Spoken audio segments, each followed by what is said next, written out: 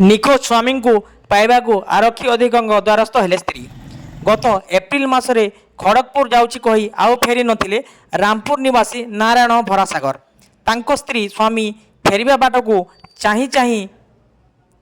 ବସି ଦିନ ବିତିଯିବା ପରେ ରାମପୁର ଥାନାରେ ଏପ୍ରିଲ 13 ତାରିଖରେ ସ୍ୱାମୀ ନିଖୋଜ ଥିବା ଅଭିଯୋଗ କଲେ। ମାତ୍ର ଇତିମଧ୍ୟରେ ପ୍ରାୟ 3 ମାସ ବିତିଯିବାକୁ ବସିଥିବା ବେଳେ କିଛି ସୁଫଳ ନ ପାଇ ନ୍ୟାୟ ଆଶାରେ ସୁବର୍ଣ୍ଣପୁର ଜିଲ୍ଲା ଆରକ୍ଷୀ ଅଧିକାରୀଙ୍କୁ ଭେଟି ନିଜ ଗୁହାରି ଜଣାଇଛନ୍ତି ସ୍ତ୍ରୀ ଜ୍ୟୋତି ଭରାସାଗର। ତାଙ୍କ ସ୍ୱାମୀଙ୍କ ମୋବାଇଲ ଯାଞ୍ଚ କରି ତାଙ୍କ ସ୍ୱାମୀଙ୍କୁ ଖୋଜି ପାଇବାରେ ସାହାଯ୍ୟ କରିବାକୁ କୋହଭରା କଣ୍ଠରେ କହିଛନ୍ତି ଶ୍ରୀମତୀ ଭରାସାଗର। ତାଙ୍କ ଦୁଇଟି ଛୋଟ ଛୁଆ ଥିବାବେଳେ ବଡ଼ ପୁଅ ମାଟ୍ରିକ ପାସ୍ କରି କଲେଜ ଯିବାକୁ ଥିବାବେଳେ ସାନ ଝିଅ ନବମ ଶ୍ରେଣୀରେ ପାଠ ପଢ଼ୁଛି। ବାବାଙ୍କ ଅପେକ୍ଷାରେ ସମ୍ପୂର୍ଣ୍ଣ ପରିବାର। नमस्कार मुझे ज्योति भरासागर रामपुर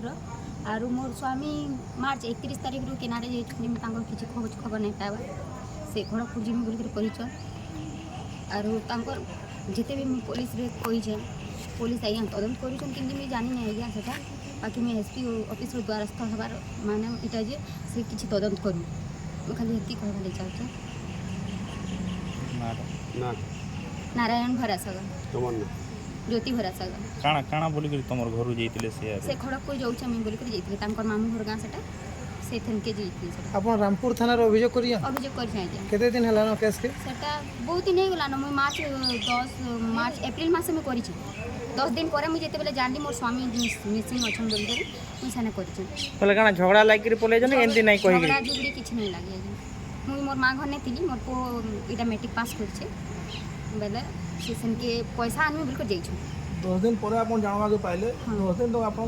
ससुर घर लोग आपन किछि कहितिले अछन के ना अछन हाँ से कहितिले मते जे खड़गपुर जाइछे